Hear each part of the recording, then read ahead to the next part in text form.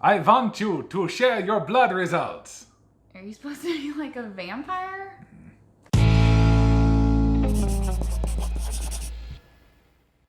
Welcome to Crocs in the Kitchen. I'm Brian. And I am Jessica. Wait, that's not right. Nope, let's get it right.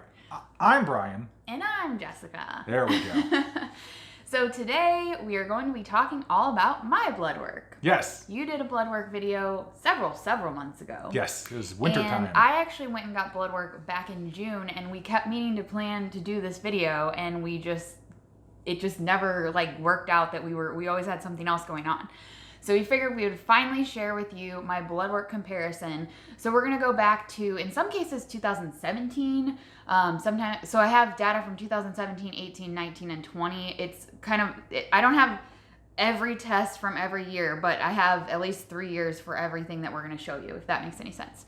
So we're gonna compare, and on your video, I was rewatching your blood work video, which we'll link below if you haven't seen that one yet.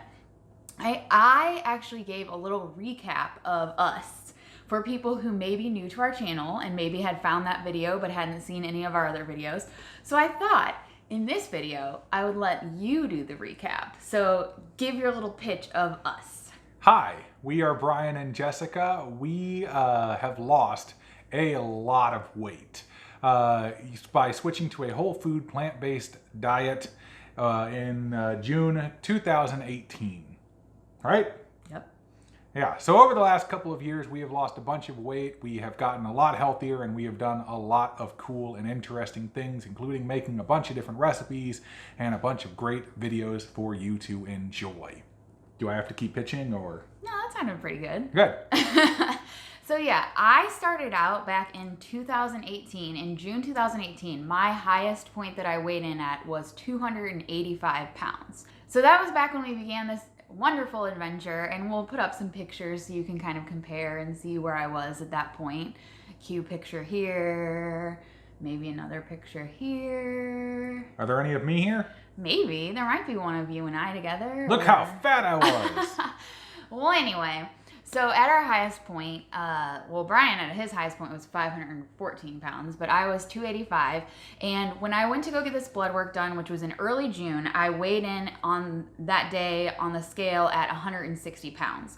So I had lost 125 pounds to that point when I got this blood work done. Also, I know we've had some like ups and downs lately, and so I did want to preface this. Ups in weight. No, we've been a little off track the last like month and a half or so, like on and off. And so I did want to preface this with, when I got this blood work taken, we had been really on our game for several months. And so I think it's a really good representation of where I actually will be when I get back to where I need to be.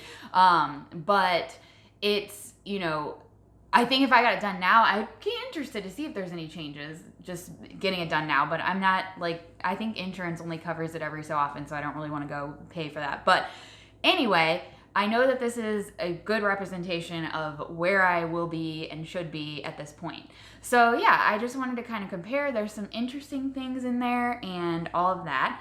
But I have my clipboard. You guys, I know I love my trusty clipboard, and my assistant Peef, who put together all these notes for me. Thank you, Peef. But let's see if I've covered everything so far. Yep.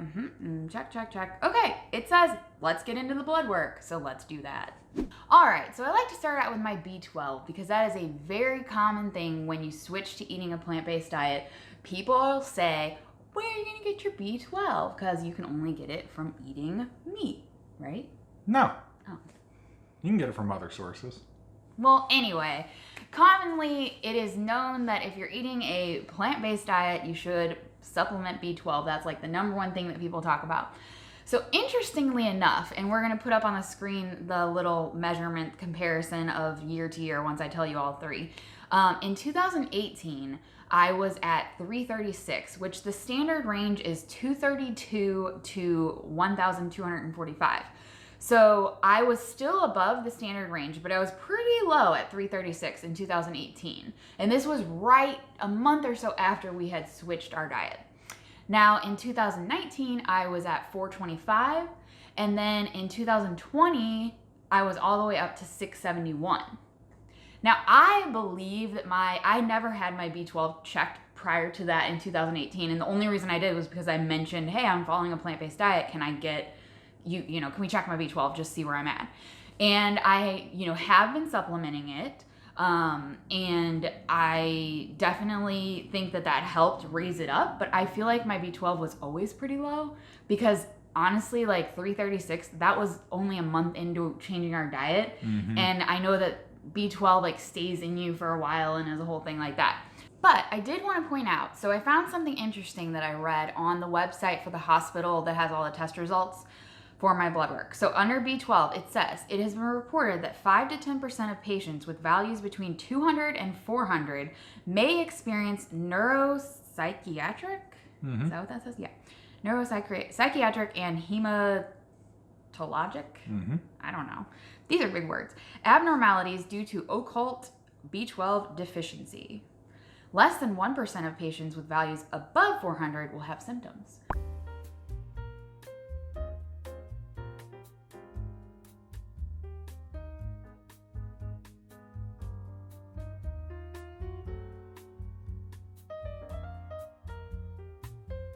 So that's interesting because if you note in 2018, I was below 400. So I think that's interesting that there are some things that can come up even as low as I was before. So now I'm in a really good range and hopefully with supplementing, I will stay there. But that's all for the B12. All right, for the next one, I wanted to go into the vitamin D because vitamin D is something that I have also been low in. And again, this is another one that I was never tested for before 2018. And I think the only reason they tested me finally is just because I asked. I was like, hey, can we test this? Like, I don't know why, because I got blood work done in 2017, but it wasn't checked. And so I just find that to be fascinating. It was really low when I got it tested in 2018. It was 12. The normal range is 30 to 100. I was 12. So yeah, my doctor was like, you need to start supplementing that. Now, as you can see, I'm pretty dang pale and I don't like the sun. I burn very quickly if I go into the sun, and I also get like headaches when I go in the sun, and I just don't like being in the sun. So I know that being in the sun would help me get vitamin D, but I take the supplements and it definitely has helped my levels. So let's put up the little graphic. So 2018 was 12, 2019 was 27. So you'd see it was getting a little bit higher, but still not into the range. And then in 2020, I was at 46, finally within the standard range, which I was super excited about. Now my doctor has me on 6,000 IU per day. And she told me just to keep up at that rate because it seems to be helping and putting me in the right range, but always consult your doctor because this is just what my doctor told me, and I'm not a doctor or an expert or any kind of professional. Yeah. Okay. So we have cholesterol, but I think I kind of want to save the cholesterol because that's a big one, and that's a really, really good one. I kind of want to save that. Okay. What do you think? Let's go to You do what you want to do. It's your video. You do it. Let's do the ALT and AST first. Okay. Because this one's interesting too. So if you remember from Brian's video, you also had elevated ALT and AST levels when you were, earlier, and they were kind of keeping an eye on that. Mm-hmm. Now, can you explain to them, and I have some notes down here if you want to review my notes, what exactly these liver enzymes measure? ALT and AST. Don't read the notes. You know They're liver enzymes. So Yes. basically, it's the stuff that's found in the blood, and they check it for things to figure out if you have like liver disease or fatty liver and like that kind of stuff. So basically, they're just trying to figure out if your liver is entirely healthy. Yeah, so you don't want the levels to be too high. You want them to be, under the certain range that they have for each one. I did notice that the levels it wants me to be at are way lower than the levels that, like, not way lower, but yours are in the 40 range. It's like under 40 something is good. Mine is in the 30s range. So I guess it differs for women to men, which is interesting to note. Let's see. So my levels were really, really high. Well, not extremely high, but above the normal range back in 2018. My ALT was at 54 and my AST was at 37. Now, the standard range for ALT is under 34 and AST is under 33. So if we put up the little graphic for ALT, you can see that my level went from 54 in 2018 to 10 in 2019, but it was up to 29 in 2020. And now I'm not really sure why that went up. I probably should have asked my doctor, like, hey, should we be worried about that? It's still under the standard range. It's still, almost half what it was before, which is great. But the AST, kind of a similar pattern. So it was 37 in 2018, it was 14 in 2019, and then 2020, it was 23. So kind of a similar pattern for both of them. But I'm still under the range, so maybe it's something just to kind of keep an eye on. I'm not really sure. I probably should ask my doctor and see if there's anything to be concerned about there, because it did go back up. I don't know if there's a difference if you take, if it's fasting. This was fasting blood work versus like doing it in the morning, doing it. I don't know if there's a difference. I do know that my doctor was concerned that I was going toward maybe having some red flags for fatty liver disease, which can be caused by alcohol, but it can also be caused by being overweight. Now, if you guys know from watching our videos, I don't drink. I've had like 10 alcoholic beverages in my entire life probably. So we knew it wasn't alcohol, so it definitely had to be that I was massively overweight. So I'm super glad that seems to be getting under control.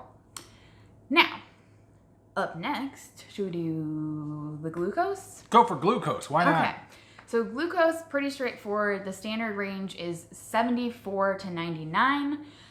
In 2018, I was at 89.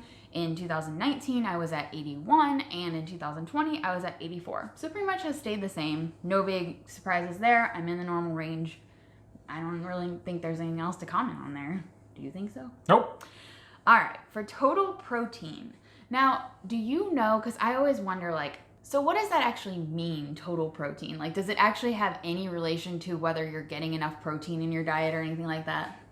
Generally, it's not used as a good marker for it, but it is something that they definitely can check to find out, because it's the amount of protein that is in the blood, yes, as opposed to muscular protein or other things that are being utilized. But once again, I'm not a doctor. I'm not an expert. I can basically only go by what I've read on WebMD, and I'm pretty sure it just means you have cancer. But wait, what? Yeah, because WebMD, it's why would you say that? You search for anything on WebMD, it's like possible outcome cancer. Yes, Googling. If you Google anything, if you have symptoms and you Google them, you can pretty much determine that you're going to die from anything. So it's probably not the greatest idea. Although it is a good idea to do research, because I have learned that you have to be your own advocate when it comes to your medical care. And it is important to know stuff, but I definitely, especially with my anxiety, tend to go online, read stuff, and be like, oh, I have this. I'm going to, blah, blah, blah. Anyway, all that put aside, my total protein is fine. It's in the standard range. The standard range is 6.7 to 8.6. In 2018, I was 6.9. In 2019, I was 6.7. And in 2020, I was 7.1. So as you can see, it's gone up. So if it is any kind of indication at all of anything to do with protein, my number's actually gone up. So there you go. Yep. Let's see. I think we should go back to the cholesterol. Go back to it. That's my favorite one. That is your favorite one. You're all about that one. Yes. Okay. So these numbers are fun for me to look at because, high cholesterol is definitely something that has run in my family. So it's definitely been a concern for me. My mom has had high cholesterol, and it's funny because she, of my two parents, should not be the one that struggles with cholesterol, but obviously there's some hereditary factors there, because my dad, who definitely probably should have some cholesterol issues, doesn't have issues. And so I've always been kind of curious about this, but my cholesterol in 2017, when I got measured, so the standard range, you're supposed to be under 200 total for cholesterol. I was at 187. So not over the standard range, but a little bit higher. And then in 2018, it dropped to 166. But in 2020, it dropped to 107. So I've gone from 187 to 107. So that's 80, like, whatever down, right? Yeah. So that's the total cholesterol. But the cool part here is, and I know people say like good cholesterol, bad cholesterol. There's a whole list of like people just don't care about it. They don't think it matters. It does matter. I don't know. But either way, the HDL, which is the quote good cholesterol, right? Yeah. Right? You're like, I don't know. I get those two confused all the time. Yes. I always have to look it up whenever I need to. HDL is the one where they want you to be between 40 to 59. Oh, yes. So in 2017, I was at 43. In 2018, I dropped to 40. But in 2020, I went up to 48. So my cholesterol went down by 80 points from 2017, but the good one went up by 5 points. So that's even like, that means that the bad one went down technically by even more. If you see where I'm going here, the LDL is supposed to be under 100. Yes. And I was at 115 in 2017. So I was actually over the standard range for LDL. In 2018, just after we had begun our diet, only a month and a half maybe in, I was already down to 97. So I was into the standard range again. But in 2020, it's at 49. That's more than half of where I was in 2017. That's just boggles my mind. Like, let me do quick math. Let's see, 51, 61, 66. Yeah, 66 down. That's pretty dang good, I think. I think you're good on that one, yeah. I'm pretty happy with that. Now, the non-HDL cholesterol was at 144 in 2017, which is supposed to be under 130. So I was up above the normal range. In 2018, dropped to 126, so just under the normal range. And then in 2020, bam, 59. Yep. I'm giving myself a plus because I triglyceride. Wow. Did you like that? Triglyceride. That one is supposed to be under 150. I was at 143 in 2017, 143 in 2018, and 50 in 2020. Bam. How you like them apples? So overall, the cholesterol numbers are just like, that just makes me so happy to see that has dropped so far and so drastically. And you can just tell, like, obviously eating a plant-based diet is a good thing for that. I mean, the numbers don't lie. Numbers do not lie. All right. We are getting into the home stretch here, Brian. Yay! Don't worry. Why are you even in this video? I don't know. I mean, I don't have to be here at all. You're just here for moral support. Let's just get rid of Brian. Okay. No, come back. Okay. I'm so mean to you. You are mean to me. I know. Okay. So I wanted to talk a little, this isn't something we talked about in Brian's video, but I wanted to talk a little bit about my iron. Because I have always had an iron deficiency problem. I mean, this goes back like years and years and years and years. And my doctor actually said, this is again, if you're TMI, whatever, but my doctor said it was because I have really heavy periods. And this is really TMI, and I probably shouldn't be telling you guys this, but my doctor said that a good way to correct that would be to go on birth control.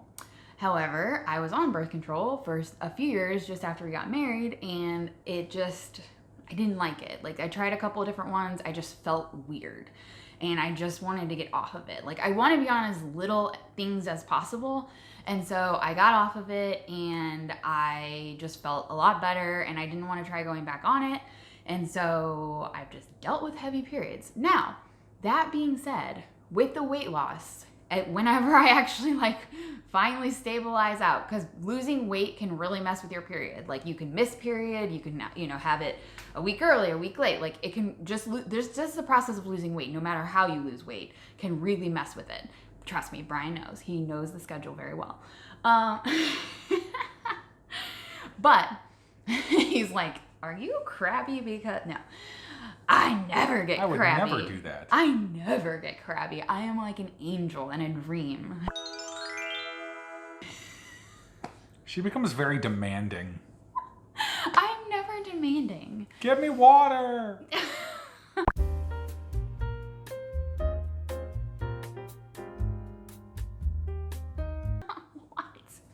She was like, that's like a common thing that's yelled in the house. Calm down. Anyway, so with that all being said, heavy period, iron deficiency, this is something way before we switched to a plant-based diet that I've been dealing with. So I wanted to go through some different numbers for this one. So it's interesting because my doctor put me on like a prescription of iron to take every day in order to help my iron level get up so that I didn't have iron deficiency anemia. So in 2017, June 2017, I measured at 24, which the standard range for the iron is supposed to be 37 to 145. So I was 24. So like way below, below the standard range. Now, in September of 2017, so the same year, September, so June, August, July, September, 3 months later. So it was like one of those, hey, let's put you on the supplement, 3 months, we'll check you again, da-da-da. See, are you gonna yawn? Mm-mm. I love you. I love you. All right. So in June, I was at 24. 3 months later, they put me on the pill, the iron pills to help me get my levels up. In 3 months later, I measured at 130, which is like in, the high range of where you need to be, right? So it was like, okay, cool, this is good. So then she took me off of it, which I thought was weird because I was like, well, isn't it just going to drop back down? But anyway, I was like, okay, well, she's a doctor, sure. So in October 2018, a year later, when I got it checked again, of course, it was down to 33. So yeah, I was like, oh, cool. Now I'm like back where I started. So she put me on it again, and then we retested it in March of 2019. So that time it was like October, November, December, January, February, March, like 5 months later, it was up to 83. So that was good because I was like, okay, I'm in the normal range, but it's not like super high, but it's still good. It's above, whatever. For some reason, and I needed to contact my doctor about this, I've still been on the iron pills, right? And she did a bunch of blood work that tested a bunch of other stuff about my blood that we're not going to go over today. So I'm sure that like indicated to her if I'm having issues with it. But she didn't test my iron, this specific iron test in 2020, which I'm not really sure why. And now I'm kind of like, wait, shouldn't we be testing that considering I'm still taking it? So I need to double check with her on that. But I wanted to go through also the iron percent saturation, which is part of the same test. And you can kind of see the numbers follow the same pattern. So it's supposed to be 15 to 50%. So in June 2017, I was at 5%. Then after the 3 months, I was at 37%, which is good because I'm in the range. Then October 2018, after I got off the iron pills, 9%. And then in March 2019, after being back on the iron pills, 27%. So you can see that my doctors basically told me that, like, I may just have to keep taking the iron pills. Like, maybe if my period kind of stabilizes a little bit more and isn't as heavy, which, I think being overweight can cause it to be heavier. So I'm excited to see if that, like, kind of regulates a little bit. Maybe that will help, but my body just doesn't absorb the iron very well. Whether I was on a, meat eating diet or I'm on the current diet that I'm on now, it didn't matter. I was always messed up. So I just thought that was kind of interesting, and I know a lot of other people struggle from the iron deficiency anemia and that kind of stuff, so I wanted to kind of share and go through those numbers. Nice. But yeah, there you go. Those are all my blood work numbers. I'm happy with that. I think you did a great job, and I think it's a great, showing people that the straightforward actual numbers and facts of changing the diet, especially since we have the records going back before. And I think it's fantastic. And there was a lot of other stuff that was tested. So if you are curious about like some really specific number that you've been having issues with, and you're like, hey, how does hers compare to mine? Like, comment and ask me, and maybe if I have that number, like, I'll post it in the comments. It was really hard to go through and pick. I had like 20 pages of stuff that I was like, what else could I pick? I know that I got most of the basic important ones. Like, I know there are some other important ones that could be tested that our doctors haven't tested us for, like other markers that I've heard other people talk about. I know we haven't been tested for a lot of those other things, but overall, my doctor was really happy. She, definitely, every time I've mentioned, like, I'm doing the plant-based diet, she says, it's working great. You're losing weight. Your numbers are good. Like, just keep doing what you're doing. No reason to change, all that kind of stuff. So she seems pretty happy with it. And I'm definitely happy with, how I feel after losing all this weight. Nice. But before we end the video, Okay. in your blood work video, Yes. if you remember, Yes. there was a little interruption from a tiny puppy named Oliver. Yes, there was. And Scout decided she wants to be in my blood work video. Okay, but So I'm going to go get her. okay. And then you're going to close this out. Okay. Go get her. I had to wake her up from her nap. She's like, "What's going on? She's like, why am I here? Why are you holding me?" You told me you wanted to be in the video, Moody. I call her Moody. Yeah. Her name's Scout. Her name is Scout. You know, it was an evolution to get to Moody. It was. But is that it? Yep. Okay, please subscribe to the channel if you haven't done so already and click the bell. It is right next to it so you get notified whenever we post a new video. You can also find us on social media platforms such as Facebook and Instagram, and please message us on there because we do love interacting with you guys. If you send a message to Facebook, you will get me. If you send a message to Instagram, you will get Jessica. So if you How have do you any get questions... Scout? You don't. Scout doesn't go on social media at all. She doesn't like it. So if you have any questions specifically about any of this kind of stuff, just send them straight to Instagram. But I think that's it, right? Mm-hmm. Okay, we will see you next time on Crocs in the Kitchen. Bye. You paddle.